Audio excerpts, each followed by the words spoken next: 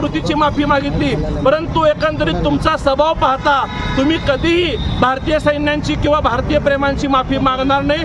म्हणून आम्ही सर्व सोलापूरकर, विशेषतः भारतीय जनता पार्टी, आम्ही सर्वजण भारतीय सैन्यांचे माफी मागतो की आमच्या सोलापूरच्या लोकप्रतिनिधींनी तुमच्या कारवाईबाबत असं चुकीचं वक्तव्य केलेलं आहे. या गोष्टीचा आम्ही सगळेजण या ठिकाणी तीव्रपणे निषेध करतो. भाऊ, गाढव आणून एकंदरीत निषेध केलेला आहे. गाढव आणण्याचं प्रयोजन काय होतं? त्यांची कालची जी सभागृहातले वक्तव्य आहेत ते 3 वेळा आमदार राहिलेले आहेत, ते खासदार आहेत. तर लोकसभागृहात काय बोलावं, विकासावर बोलावं, शहराच्या महाराष्ट्राच्या विकासासाठी मागणी करावं, त्याच्यासाठी पाठपुरावा करावं.